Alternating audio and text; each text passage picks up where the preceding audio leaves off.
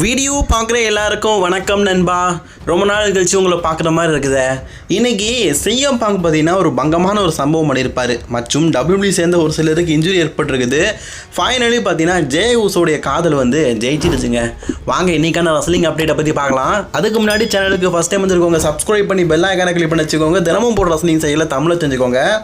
Fast மாமி ரியா ரப்ளியை பற்றி தாங்க சொல்லி ஆகணும். எம்மா இதை வர ஆரம்பித்த உடனே ரியா ரப்ளியோடைய செக்மெண்ட்டு உண்மையிலேயே டாப் நாஸ்மா செம்மையாக பண்ணி விட்டாங்கல்ல. நான் சொன்ன மாதிரியே ரியா ரப்ளி பார்த்தீங்கன்னா லீமோர்களை பீட் பண்ணாங்கன்னா கண்டிப்பாக உமன்ஸ் சாம்பியன்ஷிப்பை கண்டிப்பாக கேட்பாங்க. இப்போ எத்தனையோ டபிள்யூபிள்யூல உமன் ரெஸ்லர்ஸ் இருக்கிறாங்க. அவங்க உமன் சாம்பியன்ஷிப் வச்சுருக்கிறதுக்கும் ரியா ரப்ளி வச்சுருக்கிறதுக்கும் நிறைய டிஃப்ரென்ஸ் இருக்குது. அதனால் அவங்க தான் மோதுவாங்க அப்படிங்கிற மாதிரி சொன்னேன். ஸோ அவங்களும் அதை தான் வான் பண்ணுறாங்க. எனக்கு உமன் சாம்பியன்ஷிப் வேணும் அப்படிங்கிற மாதிரி சொல்கிறாங்க. அதே மாதிரி டாமுடைய கண்ணை பார்க்கணுமே, என்னங்க ஒரு சைடு ஏதோ மோகி பிசாஸ் அரைஞ்சமாக இருக்குது, பங்கமாக வெந்திருக்குல்ல. ஸோ நம்ம ரியா ரப்ளி தான் பார்த்தீங்கன்னா பேஷிங் பேரில் பண்ணி விட்டாங்க போல இருக்குது. காலை பிடிச்சி கண்ணை நெருக்குனாங்கல்ல, அதில் ஏற்பட்ட காயம் போல இருக்குது. அதை வருத்தத்தோடு பார்த்தீங்கன்னா ரியா ரப்ளி கிட்ட சொல்ல வந்தாங்க. பட் ஆனால் ஆல்ரெடி தோத்துட்டோம் அப்படிங்கிற கடுப்பில் இருந்த லிவ் மோர்கன் பார்த்தீங்கன்னா படுபயங்கரமாக இந்த வர ஆளை பார்த்தீங்கன்னா அட்டாக் பண்ணியிருப்பாங்க. இந்த மேட்சை பார்த்தீங்கன்னா ஸ்டிபுலேஷன் மேட்சாக கொண்டு போகலாம் அப்படின்னு முடிவு பண்ணிட்டாங்க போல இருக்குது. அடைகிற வெப்பன்லாம் எடுத்து பங்கமாக பார்த்தீங்கன்னா ரியா ரப்ளியை அடுக்க ஆரம்பிச்சிட்டாங்க. ஸோ ரியா ரப்ளி பார்த்தீங்கன்னா ஒரு கட்டத்தில் அவங்களுக்கு ஹெல்ப் பண்ணதுக்கு யாருமே இல்லை அப்படிங்கிறதுனால பயங்கரமாக அடி வாங்குற மாதிரியே காட்டிட்டாங்க. அவங்களும் நொண்டி பேக் ஸ்டேஜுக்கு போகிற மாதிரி காட்டாங்க. ஆனால் காலிலே மிதிக்கிறாங்க பார்த்தீங்களா, அதில் அவங்களுக்கு காலில் இன்ஜுரி போடுவது. பின்னாடி போனோடனே நம்ம டேமிங் கேட்பாரு, நான் உனக்கு ஹெல்ப் பண்ணலாம் வந்தேன், பட் ஆனால் வர முடியலை, மன்னிச்சிக்க அப்படிங்கிற மாதிரி சொல்லியிருப்பார். ஆக்சுவலி இதெல்லாம் நம்ம ரிவ்யூவில் சொல்லியிருப்போம். ஆக்சுவலி இதில் தான் நம்ம ரியா ரப்ளி பார்த்தீங்கன்னா டாப் நாஸ்ட் கேர்ள் அப்படிங்கிறத காட்டிட்டாங்க. அந்த ஆக்டிங் அப்படிங்கிறது தான் பார்த்தீங்கன்னா முழுக்க பேக் ஸ்டேஜில் காட்டிக்கிறாங்க. அவங்க ஒரு வார்த்தை சொல்லுவாங்க, எனக்கு ஒரு வேளை இன்ஜுரி சரியாக இருந்ததுன்னா, அதாவது எனக்கு இன்ஜுரியை மட்டும் ஆகாமல் இருந்திருந்தா உன் கூட ஆக்டிவாக என்னது இன்றைக்கி ஜட்ஜ்மெண்ட்டையை போட்டு தரலான்னு பார்த்தேன்ப்பா, முடியலை. பட் ஆனால் எனக்கு தெரிஞ்ச ஒருத்தன் இருக்கிறான், அவனை வேணா நீ ஆக்டிவாக வச்சிருக்கிறியா டேமினுக்கு தோணுது. ஏம்மா நீ நொண்டி நடிக்கிறது எல்லாமே அவனை என் கூட சேர்ந்து டாக் டீம் ஆடணும் தானே, அதுக்கு ஏமா நொண்டியாட்டி நடிக்கிற மனசில் நினச்சிருப்பாரு. ரியா ரப்ளியோடைய மனசை பாருங்களேன், என்ன ஒரு ஆனந்தம் அந்த கரடி மூஞ்சனுக்கு, அந்தளவுக்கு ஆனந்தம். அவங்க யாரை கூப்பிட்றாங்க, வேறு யார், ஜே ஊசோவை தான். ஒரு பக்கம் நம்ம ஜே ஊசோ பார்த்தீங்கன்னா பிரான் பிரேக்கர் ஃபியூடில் ஈட் போட்டுட்டு கொஞ்சம் பிஸியாக இருக்கிறாரு. அவர் இன்டர்கான்டினென்டல் சாம்பியன்ஷிப்பை கண்டிப்பாக வின் பண்ணுவேன், சிங்கிள்ஸ் சாம்பியன்ஷிப்பை கெரியருக்கு கொண்டு வருவேன்னு சொல்லிட்டு முயற்சி பண்ணார். இந்த ஃபியூடை பார்த்தீங்கன்னா அவங்க வந்து இந்த பிளட் லைன் இஷ்யூ இருக்குல்ல, இவனும் பிரான் பிரேக்கரும் பெரிய ஃபேமிலி, இவங்களும் பெரிய ஃபேமிலி விஷயத்தில் பெருசாக கொண்டு போகலாம் அப்படின்னு சொல்லிட்டு இதை பார்த்தீங்கன்னா ட்ரை பண்ணிட்டுருக்காங்க. பட் ஆனால் இன்றைக்கி மாமி ரியா ரப்ளியை பார்த்தீங்கன்னா கடைசியில் எனக்கு அவனை தெரியும் அப்படின்னு சொல்லிட்டு இன்ட்ரடியூஸ் பண்ணிட்டாங்க. ஸோ அது மட்டும் இல்லாமல் பேக் ஸ்டேஜில் டேமியும் ஜேவுஸும் பேசுங்கிடும் போது அவர் ஒரே ஒரு வார்த்தை தான் சொல்லுவார், ஏன்பா நான் அவங்களோட டாக்டிமான் இந்த சண்டை போடலாம் எனக்கு பிடிப்போம் இல்லை, ரியா வந்து இந்த மாதிரி சொன்னான் அவங்கள்ட்ட டாக்டிமான் அணிஞ்சு சண்டை போடுன்னு, அதுக்காக தான் அவங்ககிட்ட டாக்டிமானா சண்டை போட வந்தேன் பார்த்துக்க அப்படிங்கிற மாதிரி ஒரு பிட்டை போட டேமியனுக்கே ஒரு நிமிஷம் கதி கலங்கிடுச்சு. ஆஹா போகிற பார்த்தா இந்த ரியா வந்து மாமியிலேருந்து மம்மியாக மாறிடுவா போல இருக்குது அப்படின்னு சொல்லிட்டு பயப்படுறாரு போல இருக்குது. ஸோ மெயின் இவன் மேட்சும் நடந்தது. இந்த மேட்ச்சில் பார்த்தீங்கன்னா எப்படியாவது ஜே ஊசோவை தோக்கடிக்கணும்னு சொல்லிட்டு லீவ் மோர்கன்லாம் வந்திருப்பாங்க. ஸோ எனக்கு என்னமோ ஒரு வேளை பார்த்தீங்கன்னா இதுக்கப்புறமா டைட்டில் மேட்சுக்கெல்லாம் நம்ம ஜே ஊசோ மோதும் போது ஜட்ஜ்மெண்டோடைய இன்வால்மெண்ட் வந்து இதை விட தாக்கம் அதிகமாக இருக்கும்னு தோணுது. ஏன்னா இன்றைக்கே பார்த்தீங்கன்னா லீவ் மோர்கன் வந்து சதி லீலாவதியை விட அதிகமாக பார்த்தீங்கன்னா சதி பண்ணியிருந்தாங்க. லீவ் மோர்கன் பாவங்க, அவங்க ஃபேண்டில் இருந்து ஓட்டை இருக்குது, பார்க்கவே கஷ்டமாக இருக்குது. ஒரு பொட்டை புள்ள இந்த 2 ஓட்டையை போட்டுட்டு இன்றைக்கி ரெஸ்லிங் கெரியருக்கு வந்துருக்காங்கன்னா பெரிய விஷயம். அவங்க ஃபேண்ட்டு கிழிஞ்சிருக்கு போல இருக்குது, பாவம் காசில் போல இருக்குது. நான் ₹1 ஜிபே பண்ணுறேன், நீங்கள் நூல் வச்சு தச்சுக்கோங்க. சரி, இந்த மேட்ச்சில் பார்த்தீங்கன்னா நம்ம ஜே ஊசோ வந்து வின் பண்ணிட்டாரு. வின் பண்ணதுக்கப்புறமா ஆஃப்டர் ஆஃபில் பார்த்தீங்கன்னா இந்த காதல் ஜோடிகள் பார்த்தீங்கன்னா ஒன்று சேர்ந்தது. இடையிலே பாருங்களேன், நம்ம டேமியன் பீஸ் வந்து நீ மாமி கையை பிடிக்கக்கூடாது, நான் தான் பிடிப்பேன்னு சொல்லிட்டு இருந்தாலும் ஷோவெல்லாம் முடிஞ்சதுக்கப்புறமா பார்த்தீங்கன்னா நம்ம ஜே ஊசோ வந்து அவருடைய டக்குடு தட்டான் விஷயத்தை பார்த்தீங்கன்னா காட்டியிருக்கிறாரு. அப்படி அவர் எப்படி தான் டக்குடு தட்டான் விஷயத்தை காட்டியிருக்காரு அப்படின்னு கேட்டிங்கன்னா, வழக்கமாக ஜே ஊசோ வந்து ஈட் மூமெண்ட்டை போட்டு ரசிகர்களை பார்த்தீங்கன்னா கவுக்கிறது சகஜமான விஷயம். இன்றைக்கி ஒரு ஸ்டெப்பு மேலே போய் மாமி ரியா ரப்ளியவே பார்த்தீங்கன்னா ஈட் மூமெண்ட் போட்டு கரெக்ட் பண்ணிட்டாரு. ஆக்சுவலி அது வரைக்கும் நொண்டித்தனமாக நடிச்சுக்கிட்டு இருந்த நம்மளுடைய ரியா ரப்ளி பார்த்தீங்கன்னா மேட்சோட இடையிலேயே லலிவ் மோர்கனை நான் எனக்கு எல்லாம் அடிபடலன்னு சொல்லிட்டு அட்டாக் பண்ணியிருப்பாங்கல்ல, இதெல்லாம் நடந்து முடிஞ்சுது. மெயின் ஈவெண்ட்டில் பார்த்தீங்கன்னா ஜே ஊசோ கிட்ட நிற்கும் போது ஜே ஊசோ ஈட் போடுறாரு. பார்த்து மாமி சிரிக்குது. நான் மாமே சிரிக்குதா, என் கூட சேர்ந்து ஈட் மூமெண்ட் போடுறியா அப்படின்னு சொல்லிட்டு பார்க்காரு. இதில் என்ன தெரியுமா, இவங்க 2 பேரும் கூத்தாட்டம் பண்ணிகிட்டு இருக்கானுங்க. டேமியனுக்கு தாங்க முடியல. சரி இவனுங்க எக்கோடு செத்து போட்டு நம்ம ஒரு மூலையில் போய் நிற்போன்னு சொல்லிட்டு அந்த மனுஷன் பார்த்தீங்கன்னா ஒரு மூலையில் டீசெண்டாக போய் ஒதுங்கிட்டாங்க. அப்போ நம்ம ஜே ஊசோவை கூட சேர்ந்துட்டு மாமி போட்டா பாருங்க ஈட்டு மூமெண்ட்டு. எம்மோ எம்மோ எம்மோ எம்மோ, இது என்னம்மா மூமெண்ட், இது வேறு லெவலில் போயிட்டு இருக்குதே. நம்ம என்னத்த சொல்ல, கடைசியில் டேமியனை பார்த்தீங்களா ஒரு மூலையில் அவர் போயிட்டார். வேறு வழி தெரியல ஆத்தா, எனக்கு கலத்தி விட்டுட்டாங்கத்தா. ஜே ஊசோ வந்து ரியா ரெப்ளை கூட சேர்ந்தது கூத்தாட்டம் பண்ணி உண்மையிலேயே பார்த்தீங்கன்னா ஃபன் மூமெண்ட்டை வேறு லெவலில் கொண்டு போயிட்டாங்க. இதுக்கப்புறமா இந்த ஜோடிகள் சேர்ந்து பல மூமெண்ட்டை க்ரியேட் பண்ணணும்னு எதிர்பார்க்கலாம். ஸோ அதுக்கப்புறமா பார்த்தீங்கன்னா சிஎம் பாங் வந்து ஃபைனலி நான் வந்து ட்ரூவோடைய கதையை முடிச்சிட்டேன் அப்படின்னு சொன்னால், ட்ரூ வந்து சிஎம் பாங்குடைய கதையை முடிக்கிறதுக்காக வந்துட்டார். ஸோ அதில் படு பயங்கரமாக அட்டாக் பண்ணியிருப்பார். நம்ம இந்த சைக்கோபேத் அப்படிங்கிற கேரக்டர் ட்ரூக்கு உண்டு. அதை இன்றைக்கி முழுக்க வெளிப்படுத்தினார் பாருங்களேன்.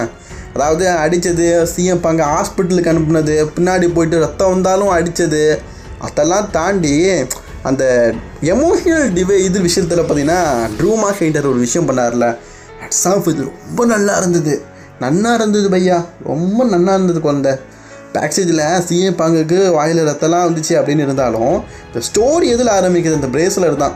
நானும் சிஎம் பாங்கிட்ட இருந்து இந்த பிரேஸ்லெட் எடுத்து இந்த மனுஷன் பார்த்தீங்கன்னா கையில் எடுத்து போட்டுக்குவார். மீண்டும் பார்த்தியா இந்த பிரேஸ்லெட் என்கிட்டே வந்துட்டுன்னு சொல்லுவாங்கன்னாச்சா பிடிச்சிட்டாருங்க. ஏங்க அந்த மனுஷன் இந்த ஒத்த பிரேஸ்லெட்டுக்காக பொண்டாட்டி போட்டால் எமோஷனல் மூமெண்ட் அப்படின்னு சொல்லிட்டு உன் கூட எவ்வளோ சண்டை போட்டிருப்பான். கடைசியில் பேஷிங் பீரியடில் எவ்வளோ கஷ்டப்பட்டு வின் பண்ணியிருப்பான். அதை சில்லியாக ஆகிற மாதிரி ட்ரூமா கிட்ட பிச்சு போட்டாருங்க. உண்மையிலே அந்த மூமெண்ட் வந்து ஃபேன்ஸுக்கு ஒரு பயங்கரமான ஒரு இம்பாக்டை க்ரியேட் பண்ணியிருக்குது. Hats off super. அவர் மறுபடியும் கையில் போட்டிருந்தா கூட அந்தளவுக்கு நல்லா இருக்காது. எனக்கு இல்லாத உனக்கு இருக்கக்கூடாதுன்னு சொல்லிட்டு பிச்சு போட்டார். பார்த்தீங்களா, இந்த ஃபேமிலி ட்ராமா எமோஷனலில் ரொம்ப டச் ஆகிட்டாரு. எப்படி என் ஃபேமிலி முன்னாடி நீ ரெசல்மனியாவில் நான் டைட்டில் வின் பண்ணும்போது நீ தோக்க வச்சியோ, உன் ஃபேமிலியே இல்லாமல் ஆக்குவேன்னு சொல்லிட்டு சிஎம் பாங்குக்கு ட்ரூ மார்க்கெண்டர் பண்ணுறாரு. பார்த்தீங்களா, ஹட்ஸ் ஆஃப் சூப்பர். பேக் ஸ்டேஜில் அவர் வாயில் தக்காளி செடிலாம் வந்தது கிசாம் ஜாம் தான் அப்படின்னு சொல்லிட்டு நம்ம எல்லாருக்குமே தெரியும். ஆனாலும் இந்த ஸ்டோரிக்கு கனெக்டிவாக இருந்தது அந்த கிசாம் ஜாம் இல்லைங்க, இந்த கையில் போட்டிருக்கிற பேண்டு தான்.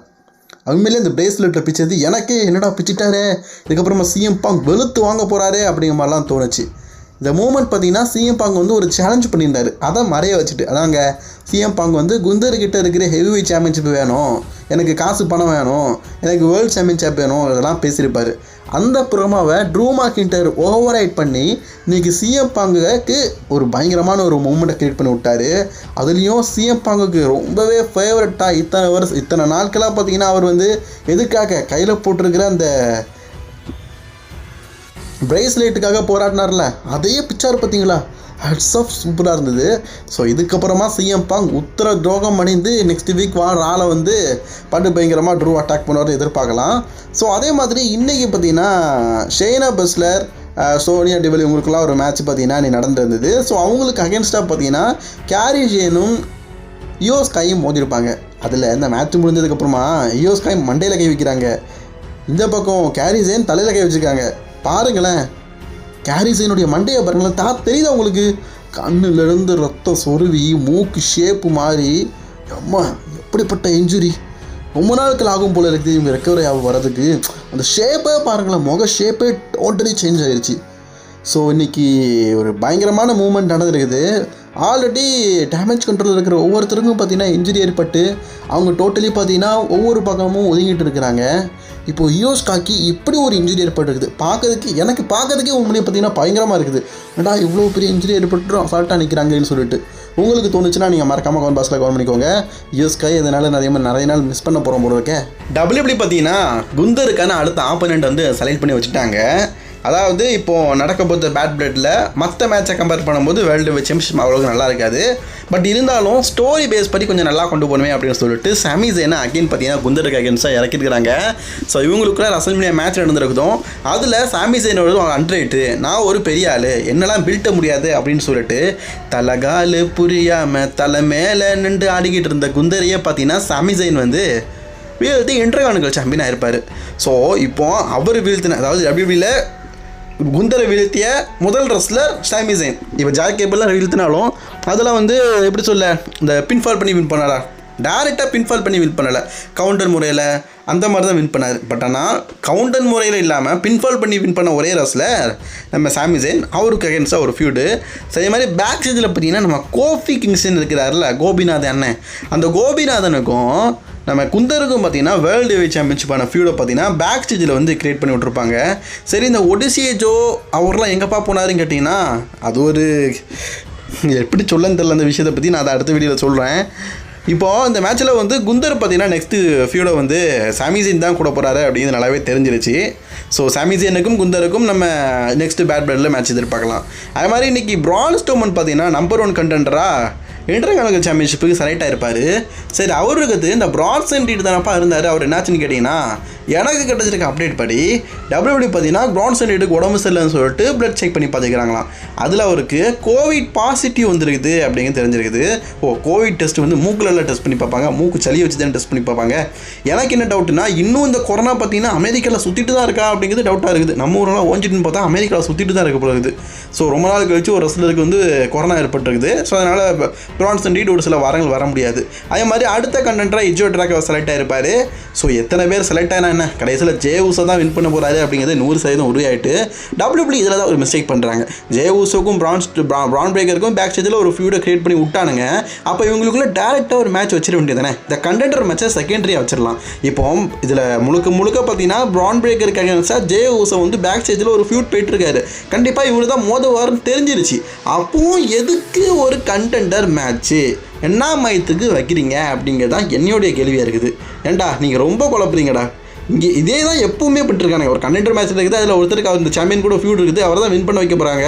அப்போ எதுக்கு இந்த கண்டெண்டர் மேட்ச் அப்படின்னு தெரில.